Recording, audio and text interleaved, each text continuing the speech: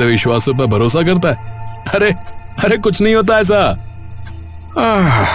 अब मानना या ना मानना तो आप लोगों की मर्जी है बाबूजी। हम ठहरे गांव देहात के अनपढ़ लोग जो देखते हैं वही मान लेते हैं। अच्छा, अब मैं चलता हूँ, शाम घिरने को आई है और आज पूर्णिमा भी लगने वाली है। जाने से पहले मैं आप लोगों के रात का खाना लाकर रख देता हूँ। हाँ हाँ काका, ये सही रहेगा। वैसे भी हमें बहुत तेज भूख लगी है। आज खाना खाकर जल्दी सो जाएंगे, सफर की वजह से काफी थकान है।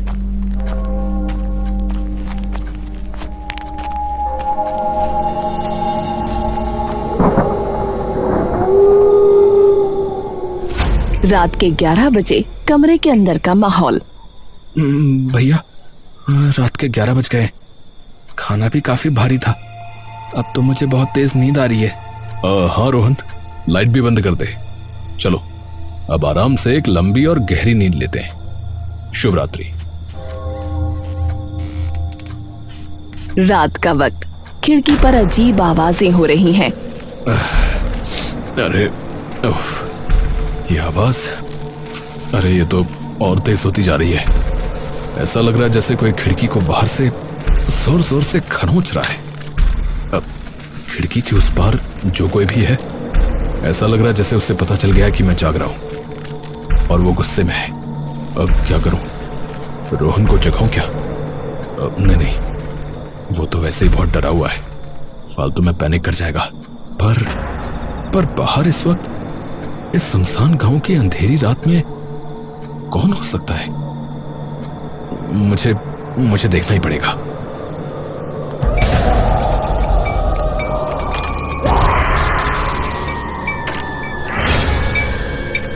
अर्णव कमरे का दरवाजा खोलकर बाहर आता है।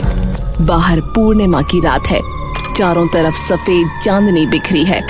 अचानक झींगुरों की आवाज के बीच एक मदहोश कर देने वाली औरत की आवाज गूंजती है। आओ अर्णव, आओ, मेरे पास आओ अर्णव, आ जाओ।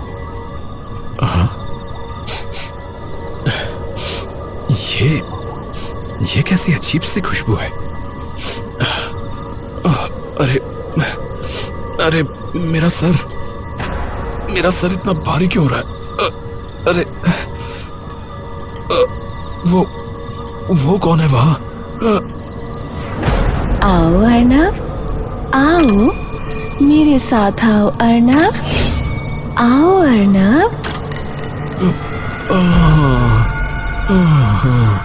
मैं आ रहा हूँ।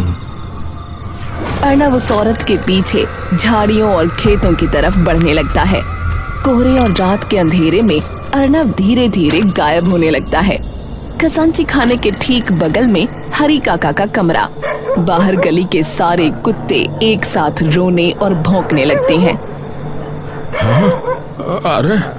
अरे ये अचानक सारे मोहल्ले के कुत्ते इस तरह से क्यों रो रहे हैं? अरे बाप रे, ऐसा लगता है जैसे पूरा गांव ही सर पे उठा लिया हो। अरे कुत्ते भी तभी ऐसे रोते हैं जब वो कुछ ऐसा देख लेते हैं जो इस दुनिया का नहीं होता। कोई अपार्थिव, कोई बहुत ही खौफनाक साया। कहीं आज पूर्णिमा की रात को माया ताल ने अपना खेल तो शुरू नहीं कर दिया। अरे हे भगवान, वो दिल्ली वाले बाबू लोग। हरी काका भागते हुए अर्णव के कमरे में आते हैं। हे भगवान, ये तो किसी बहुत बड़े अपशकुन का संकेत है। अरे बाप रे, कमरे का दरवाजा खुला है और अर्णव बाबू गायब हैं।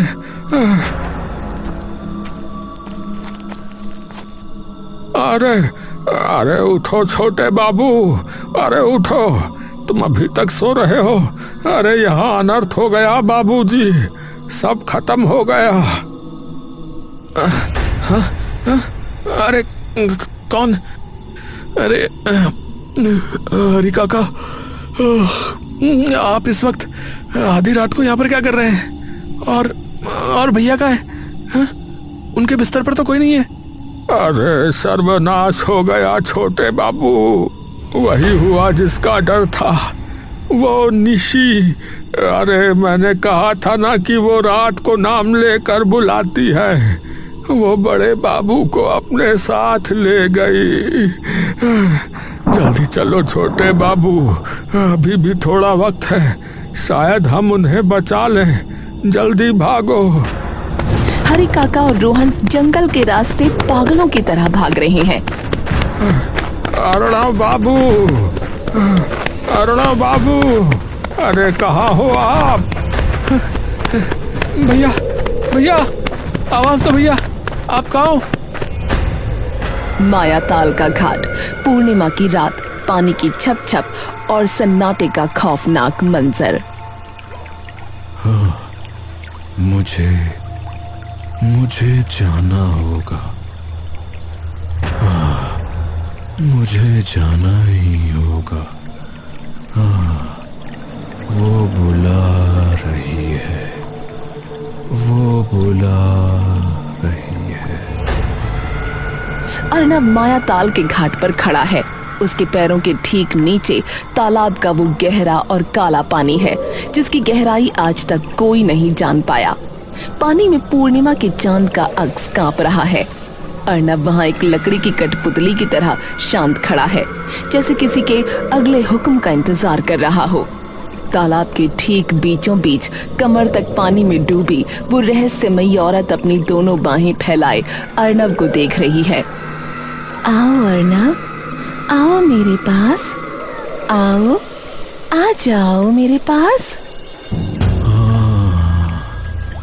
मैं आ रहा हूँ, मैं आ रहा हूँ। हाँ, और आगे आओ अर्णव।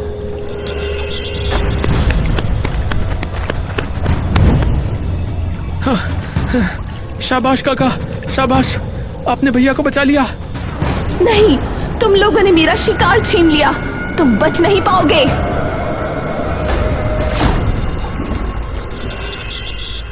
अगली सुबह धूप काफी तेज हो चुकी है। अर्णव बिस्तर पर उठकर बैठता है। वो अभी भी थोड़ा थोड़ा खोया खोया सा है। उफ, मेरा सर कितना भारी हो रहा है यार। कल रात जो कुछ भी हुआ वो क्या था? मुझे ऐसा क्यों लग रहा है कि मैं अभी भी किसी गहरे सपने में हूं?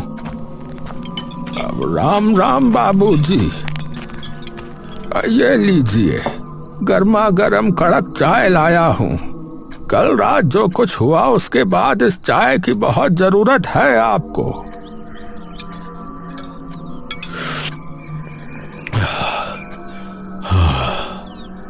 थैंक यू हरि काका, चाय बहुत बढ़िया है। अब जाकर शरीर में थोड़ी जान आई है, वरना सुबह से तो लग रहा था कि जैसे दिमाग सुन हो गया हो मेरा। अच्छा हरि काका, अब जबकि भैया बिल्कुल ठीक हैं, तो एक बात बताइए, आप इस मायाताल के बारे में सब कुछ जानते हैं ना? कल रात जो हुआ उसके बाद मैं अपनी उत्सुकता रोक नहीं पा रहा हूं। आप जरूर इस तालाब का इतिहास जानते होंगे। इतिहास? हाँ छोटे बाबू, क्यों नहीं जानूंगा इतिहास। देखते देखते इस जमीन पर मेरी उम्र 60 साल पार कर गई। अपनी इन बूढ़ी आंखों से इस खानदान और इस गांव का हर एक मंजर देखा है मैंने।